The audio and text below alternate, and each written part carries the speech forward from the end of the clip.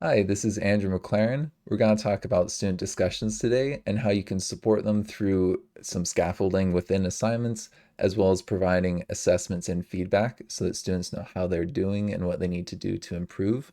Because most of the time when we do these assessments, students don't know like what is good and what is not good enough. And so I've built some assignments to kind of tell them what my expectations are. So I really like doing that using a rubric, and I really like using Google Classroom for this. So I'll show you, first of all, the assignments that you're going to be using, and then how to actually make some of the stuff in Google Classroom, and then how to go about providing feedback for students and giving this opportunity for them to improve. So there's two main components for scaffolding students' discussions, and the first is giving them regular opportunities to do discussions, and the second is giving them some feedback on how they're doing. And then, of course, they're going to need to go back and do those and do some test corrections. But I want to emphasize that you're not going to do this for every single time the students like turn and talk to a neighbor. This is only for the NGSS practice number 7. So if you look at the NGSS, if you go on to nextgenerationscience.org, you can search by practice, and we can search by this guy. We can look at just middle school. And so you can see there's a couple of these, maybe 2 or 3 times a year, um, where you're going to really be zoning in on these discussions for that unit, right? So there's only a couple times you're actually doing this. And then you're going to have something like these discussion prompts. So I've got, like, for example, this is an example of what you might see as a discussion prompt. And then I like to provide some sentence frames to give them a little bit of an idea of like what words they could use in a discussion. And then it's like fill in the blanks, right, to help support them a little bit. And so this just kind of helps them with like knowing how to say that they agree or trying to persuade someone of something. Like I like also the larger categories as well. This is just something that I found online and it's just amazing. um, Also, this is something that I did a little bit more myself, where I gave them a couple models to draw out and then they had to compare them. So it's like still a discussion where they're talking about which ones are best and why. So they say which one they like the most and why, and they give some sort of explanation. And then there was also, I think there was like 3 different parts. Like there was this modeling elements component, convection currents, and then also modeling temperature. So they had to pick which slide they liked the most and explain why they thought that one was good, and then respond to each other as well in the discussion prompt. So this was done when I had Canvas, but I'm going to be doing mostly Google Classroom in this video, though you could use other learning management systems. The the main idea is that something like that will make you more efficient while you're going through grading this stuff and make you actually give better feedback as well. So you'll have some sort of discussion prompts kind of like that. When they're in Google Classroom, they look a little bit different. So you'll have like some sort of question and some prompt for the student. I can show you what that looks like for the students. Just give me a second. Okay, this is what it kind of looks like for a student from their perspective. They'll have the prompt, they'll have some place to type out an answer. I've already turned mine in with a response saying I noticed steep slopes with no trees. And then also I responded to my own thing, but you could imagine that this is a different student responding to another student's prompt. And then they can see all of the classmate answers in here as well as your answer. And so then they can screenshot that. And there's a number of ways that you can do screenshotting. I believe that I have included a link to them and how to do the screenshot on this. Yeah, on the mastery assignment. So for the actual mastery assignment, so they've got all the discussions that they're doing throughout the year, and then they can pull screenshots from that. So they can take like a screenshot of their question or their answer to another student, and then they would put that on like this slide. So they would have some sort of discussion that they've done. They put their argument and their response to other students on there. And then there's a space to kind of score that one. I was thinking students could score it on here. This could also be a place for the teacher to mark as well. Either or, you could do like students one color and teacher a second color. You could just like kind of circle how they did, right? And so they do that. You could say maybe three samples. I mean, if they did one and they covered all of the expectations, that would be fine for me. But I think that it's good to give students a reminder like, hey, maybe you want to show me a couple of these.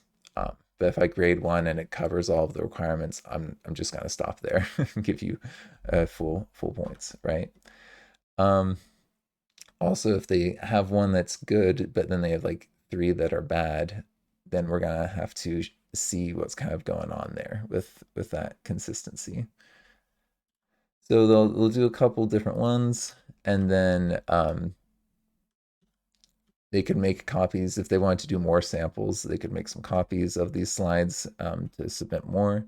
And then at the end, you're going to score them out and see how they did on the different samples and then decide their final score. This could be an average, could be the highest score. It could also be a little bit more up to like kind of based on not opinion, but like if people aren't consistently able to perform at a level, then you shouldn't give them that score, right? If someone got like the perfect score once, but most of the time they got like a 2 out of 3, then they should probably get the 2 out of 3, right? So this is kind of hard to figure out the final score, but I'll leave that to you. But I also think it's good to give some notes so you can write out why you gave that final score that way, and then students can also discuss with you why that came out that way with a little bit of a better idea. So that's the general assignments. I'm going to show you how to kind of set that up with Google Classroom next to make it smooth, okay?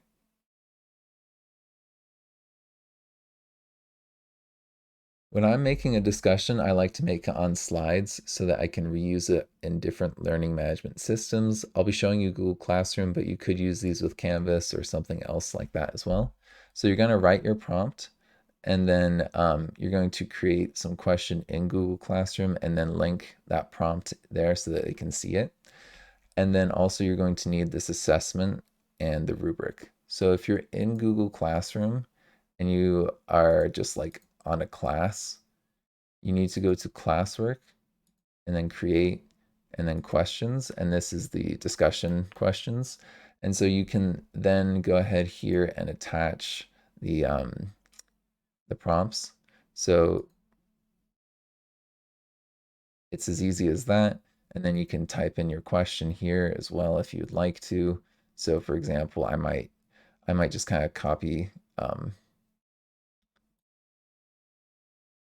this guy right here, this part of the prompt, and put that in as the question. And you can also do like topic and other stuff. This, you can't put a rubric on this part, unfortunately, because questions they don't do rubrics for. But in any case, that's what you would do to make a discussion. I'm gonna just save it as a draft because I already have this discussion made. So yeah. Then also you're going to need to create an assignment. And that assignment would be maybe that the mastery. So we're looking at this discussion mastery assessment. It's like, okay, I want that as my assignment here. So I'm making my assignment. So we've got that assessment. You can also attach it in Drive because you're gonna need them to work on these slides, right? Because they're putting the screenshots on here. So they'll have this right there. They're going to need to make a copy for each student because they'll each be putting their own images on there, right? Um, I have a rubric already made, so I can just reuse it. So I've already got this discussion mastery one, but I'm not going to do that, but it is that easy. And then you can also import from sheets. So if there's like a sheet that you have, like this guy right here, which I'll have in my teachers pay teachers. So you just need to import that. And that should work. Just curious. Yeah, that works like super nicely. So Otherwise, you're going to have to actually go through and make this. So you can create a rubric and then like type in each one of these sections, which, I kind of copy pasted box by box from here into there. But why do that when we already have it done? Like we can just uh, reuse this and say, I want to use the one I've already made, right? That's a nice thing if you're doing this practice throughout the whole year. You can use the rubric on a couple different assignments. So if you want to make this be the discussion mastery assessment for a particular unit, you could, and then you could have a different one for a different unit later, right? Because this is 6 points, I would make this 6 as well, just so that the points here kind of line up with the points in the rubric. And then this makes it really, really easy for actually going through and doing some grading. I think that am I doing that as separate? Yeah, I'm going to show you the providing feedback in the next bit, okay? To provide feedback using a rubric in Google Classroom, basically what you need to do is when you're in the class, click on the assignment from your teacher view and view the assignment. Then you click on the student's work, and that will open up this like grading option menu screen. I don't know exactly what this is called, but this is basically Google Classroom, how you view like slides or docs or whatever. And so you can see the student's work. Now I haven't put anything in here, but I could have some screenshots in here for this. And then I'd be able to score it. And so I'd be able to be like, okay, argument is made, but evidence is not relevant. So I could do that for this part. And then I could look at the response to other students and score them and be like, I think that this is actually strong, right? So you can give them these scores here, but most students are going to need a little bit more than that. And they may not even look at the rubric. It does kind of pop up with the score for them so they can kind of see that. But what I really like is to also do what I call common comments. So there's certain things that kept on coming up, like this is off topic, or this needs to do more comparisons, like there's no comparison here, something like that. So you can then highlight some response that they've got here, maybe the screenshot part or some font, and then you can put a comment on there and you can say, try and do more comparisons, right? And so that would give them an idea why they got the score for that section that they got.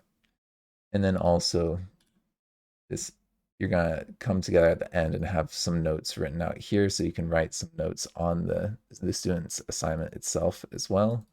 So you can come in here and like teacher type this, right? So you can type directly on there and put some notes on there. You could also do this as comments as well. Like that's totally fine. It's kind of up to you to figure out exactly how you want to do that. But the if you wanted to, you could also do a comment and then do it like at the student, but it's on their assignment, so I don't think that's really necessary. So yeah, there's the rubric selection here and there's common comments, and that's primarily how I give my feedback on these discussions. Okay, thank you for joining me. This has been Andrew McLaren.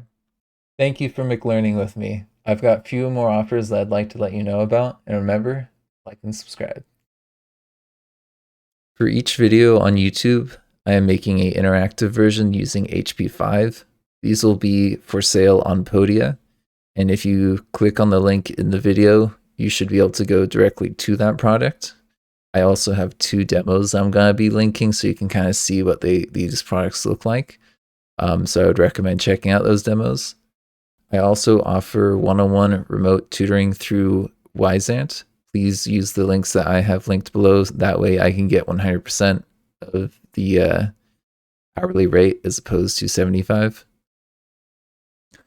Each video also has a link for my Patreon, and you can join at the $3 level to get some resources I use for tutoring or to support the channel. And I also have a $5 raffle level, which you could either get some free online tutoring or 5 interactive lessons for free. You choose which ones. And then I also have my Teachers Pay Teachers, which has some old lessons that I made from when I used to be a teacher. I may be adding to that. Thank you for spending your time with me. I hope that you Mick learned something.